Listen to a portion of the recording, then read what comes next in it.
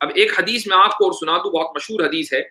اور اس سے ہمیں اندازہ ہوگا کہ اس امت کے اوپر بھی عذاب آ سکتا ہے، اس امت کے اوپر بھی عذاب آ سکتا ہے، لیکن وہ عذاب کس طرح آئے گا وہ آپ ایک حدیث سے سنیے۔ نبی کریم صلی اللہ علیہ وسلم کی ایک حدیث ہے جس کو روایت کیا ہے حضرت ابو ہریرہ رضی اللہ عنہ نے، اور یہ ترمذی کے اندر ہے۔ نبی کریم علیہ الصلوۃ والسلام کا ارشاد ہے کہ جب پبلک پراپرٹی کو پرائیویٹ پراپرٹی سمجھ لیا جائے گا، اذا اتخذ الفیء دولا، آپ یہ دیکھیے کہ پبلک پراپرٹی کو پرائیویٹ پراپرٹی سمجھنا، ذاتی جاگیر سمجھنا ہی تو کرپشن ہے۔ مثلا آج آپ دیکھیں کہ بجلی چوری ہے، تو بجلی ایک پبلک پراپرٹی ہے، لوگ بجلی چوری بڑے دھڑلے سے کرتے ہیں دنیا بھر میں۔ تو جب پبلک پراپرٹی کو ذاتی پراپرٹی سمجھا جانے لگے، والامانۃ مغنمہ، اور امانت کو مال غنیمت سمجھا جانے لگے، یعنی آپ کے پاس کوئی آدمی امانت کے 10 روپے دے کر گیا اور آپ اس کو ڈکار گئے، والامانۃ مغنمہ، امانت کو مال غنیمت سمجھا جانے لگے، والزکاۃ مغرمہ، اور زکوٰۃ کو ٹیکس سمجھا جانے لگے۔ آج ایک بہت بڑی تعداد ایسے نام نہاد مسلم مفکرین کی ہے کہ جو یہ کہتی ہے کہ بھائی زکوٰۃ تو ایک ٹیکس ہے، 2.5% ہم ٹیکس دیتے ہیں، حالانکہ زکوٰۃ ٹیکس نہیں ہے بلکہ زکوٰۃ پیور عبادت ہے، ٹیکس نہیں ہے۔ وَتُعُلِّمَ لِغَيْرِ الدِّينِ، اور لوگ علم دین حاصل کریں لیکن دین کے مقصد سے نہیں، دین کے مقصد سے نہیں۔ علم دین حاصل کرنے کا جو ان کی نیت اور ان کا مقصد ہو وہ یہ ہو کہ بھائی مجھے بھی لوگ میری بھی عزت کریں گے، لوگ میرے بھی پیچھے چلیں گے، لوگ میری بھی واہ واہ کریں گے، اور میں بھی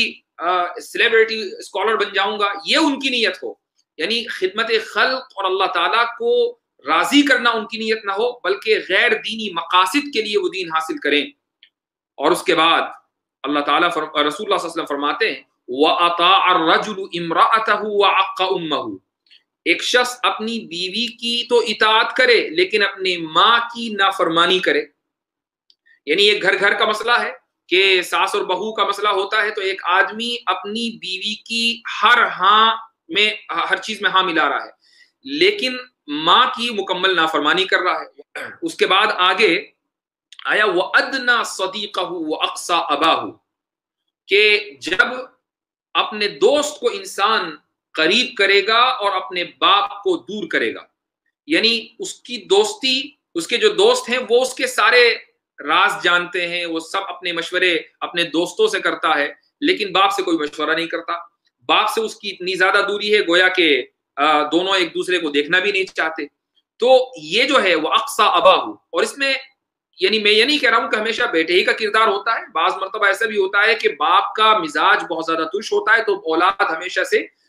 دور رہتی ہے، تو دونوں طرف سے پیچ اپ ہونا چاہیے، لیکن بہرحال اولاد کا حق زیادہ ہے۔ وَأَقْصَى أَبَاهُ وَظَهَرَتِ الْأَصْوَاتُ فِي الْمَسَاجِدِ، اور جب آوازیں مسجدوں کے اندر بلند ہوں گی، اور آوازوں سے مراد عام آوازیں ہیں، چاہے وہ لوگوں کے جھگڑے ہوں جو رمضان کے اندر بہت بڑھ جاتے ہیں، آج کل تو اس لیے نہیں دکھ رہے ہیں کہ لوگ ہی مسجد میں نہیں ہیں، ورنہ وہ کون سی مسجد ہے جہاں رمضان میں تراویح کے بعد جھگڑے نہ ہوتے ہوں اور لوگ حافظ کو پریشان نہ کرتے ہوں کہ آج تم نے 70 کلومیٹر فی گھنٹے کی رفتار سے کیوں نہیں پڑھا۔ تو یہ جو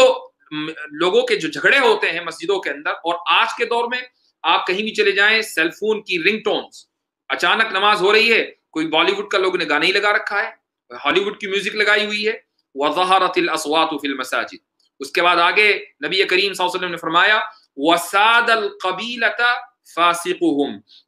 جو سب سے کرپٹ آدمی ہوگا، دیکھیے ہر جگہ کرپشن آ رہا ہے کہ کرپشن جو ہے وہ دراصل گناہوں، وہ عذاب کی بنیاد ہے۔ وَسَادَ الْقَبِيلَةَ فَاسِقُهُمْ، جو سب سے زیادہ فاسق گناہوں کے اندر اور کرپشن میں مبتلا شخص ہوگا وہ قبیلے کا یعنی علاقے کا لیڈر ہوگا۔ آپ دیکھ لیجئے اپنے پولیٹیشنز کو کہ کیا آپ ان پولیٹیشنز کو ریلیجس اعتبار سے، مذہبی اعتبار سے آپ ان کو قابل اعتماد سمجھتے ہیں؟ تک شاید ہی کوئی پورے ملک کے اندر کوئی ایک آدھی ایسا ایماندار نکلے، ہزاروں پولیٹیکل لیڈروں میں وہ بڑا خوش نصیب علاقہ ہوگا کہ جہاں اس طرح کا کوئی سیاستدان رہتا ہو۔ وَكَانَ زَعِيمُ الْقَوْمِ أَرْذَلَهُمْ،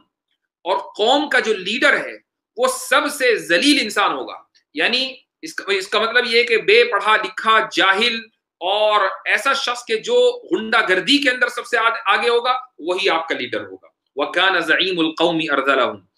وَأُكْرِمَ الرَّجُلُ مَخَافَةَ شَرِّهِ، اور ایک انسان کا اکرام اور اس کا احترام اس لیے کیا جائے گا تاکہ اس کے شر سے بچا جا سکے. یعنی آپ کسی کی عزت اس لیے کریں گے کہ اگر میں عزت نہیں کروں گا یہ مجھے کاٹ کھا جائے گا، یہ میری برائی کرے گا، اگر میں اس کی عزت نہیں کروں گا تو یہ مجھے گالیاں دینے لگے گا. آپ نے دیکھا ہوگا کہ سوشل میڈیا پر بعض مرتبہ آپ کسی سے اس لیے نہیں الجھتے، ایک تو الجھنا کوئی چاہیے بھی نہیں، لیکن کسی سے اس لیے نہیں الجھتے کہ اگر آپ الجھیں گے آپ کو معلوم ہے کہ آپ اس کی گالیوں کا جواب نہیں دے پائیں گے. وہ اتنا زیادہ کرپٹ انسان ہے اور اس کی زبان اتنی خراب ہے کہ آپ کے وہ معیار کا نہیں ہے، تو آپ اس کو اگنور کر دیتے ہیں. یا بعض مرتبہ کسی کا احترام محض اس لیے کرتے ہیں کہ نہیں احترام کریں گے تو اپنا ہی نقصان ہے. وَظَهَرَتِ الْقَيْنَاتُ وَالْمَعَازِفُ، اور گانے والیاں اور اسی طریقے سے میوزیکل انسٹرومنٹس یہ ہر جگہ پھیل جائیں گے. اب آپ نے دیکھا ہوگا بھئی ٹھیک ہے گانے والیاں ہیں تو دنیا میں ہر دور کے اندر گانے والیاں رہی ہیں، لیکن آج ایسا کیا ہوا؟ آج ایسا یہ ہوا کہ ہر شخص کے کانوں میں ہیڈ فون لگا ہوا ہے اور اس کے فون میں 100 نہیں ہزاروں گانے ڈاؤن لوڈ ہوں گے اور وہ دن رات ان گانوں کو سن رہا ہے. تو گانے والیاں صرف اپنے تھیٹرز میں نہیں رہی، گانے والیاں صرف اپنے وہ ٹی وی کے سکرین میں نہیں رہی، بلکہ وہ آپ کی جیبوں میں پہنچ گئی ہیں اور آپ کی جیبوں سے ڈائریکٹ وہ آپ کے کانوں میں پہنچ رہی ہیں. وَظَهَرَتِ الْقَيْنَاتُ وَالْمَعَازِفُ، یہ تبدیلی آئی ہے اس دور اور اس دور میں. اور اس کے بعد آگے نبی کریم علیہ الصلوۃ والسلام فرماتے ہیں وَشُرِبَتِ الْخُمُورُ، اور شراب عام ہو جائے گی. ابھی کچھ دن پہلے آپ دیکھ ہی لیا کہ جب شراب کے ٹھیکے کھلے تو 5-5 10-10 کلومیٹر لمبی لائن تھی شراب لینے کے لیے. یا آپ نے دیکھا کہ اس ملک کا حال ہے کہ جہاں کھانے کے لیے لوگوں کے پاس روٹی نہیں ہے، لیکن کچھ لوگوں نے ان لوگوں میں 70 ہزار روپے کی شرابیں خریدی ہیں. وَشُرِبَتِ الْخُمُورُ، اور صرف مردوں ہی نہیں بلکہ عورتوں کی بھی لائن لگی ہے. اس کے بعد آگے نبی کریم صلی اللہ علیہ وسلم فرماتے ہیں وَلَعَنَ آخِرُ هَذِهِ الْأُمَّةِ أَوَّلَهَا، اس امت کا جو آخری طبقہ ہوگا، یعنی آخر میں آنے والے قرب قیامت میں آنے والے جو لوگ ہیں، جو ہم اور آپ ہیں، ہمارے درمیان ایسے لوگ ہوں گے جو ابتدائی طبقے کے اوپر لان تان کریں گے. آج کتنے ہی لوگ ہیں جو صحابہ کرام پر لان تان کرتے ہیں، جو حضرت معاویہ کے اوپر لان تان کرتے ہیں، جو حضرت ابوبکر صدیق کے اوپر لان تان کرتے ہیں، حضرت عمر فاروق کو نہیں چھوڑتے، حضرت عائشہ رضی اللہ عنہا کو نہیں چھوڑتے. اور تھوڑا سا آگے چلے جائیے تو ائمہ اور سلف صالحین کو نہیں چھوڑتے. امام ابو حنیفہ رحمہ اللہ کی شان میں گستاخیاں، ائمہ اور محدثین کی شان میں گستاخیاں، جیسا کہ وہ کوئی اور نہیں بلکہ اپنے چھوٹے بھائی اور دوست ہوں. تو یہ جو ایٹیٹیوڈ کچھ عرصے سے ہوا ہے،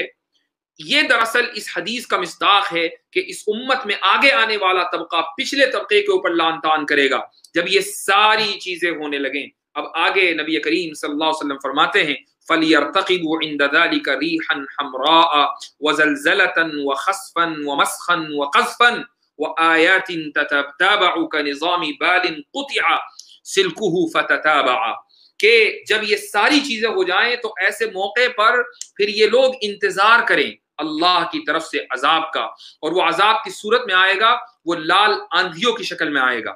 وہ زلزلوں کی شکل میں آئے گا، وہ لینڈ سلائیڈنگ کی شکل میں آئے گا، وہ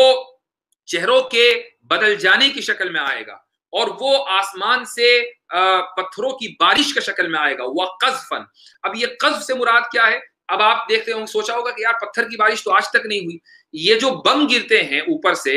اور آبادیوں کی آبادیاں تباہ ہو جاتی ہیں، اسی کو تو قذف کہا جاتا ہے. تو نبی کریم صلی اللہ علیہ وسلم نے جو قذف کا استعمال کیا وہ یہ کہ آخری دور میں جو جنگیں ہوں گی تمہارے اوپر جو مسلط ہوں گی وہ اس لیے ہوں گی کہ تم نے اپنے علاقے کے اندر جو کرپشن کیا ہے، تو تمہارے جو لوگ ہیں وہ خود ملک کے وفادار نہیں ہوں گے، وہ چاہیں گے کہ باہر سے کوئی ملک آئے اور ہمارے ملک کی اینٹ سے اینٹ بجا دے. مسلم ملکوں کے اوپر گزشتہ 20 سالوں کے اندر جو حملے ہوئے ہیں آپ نے وہاں کا حال دیکھ لیا.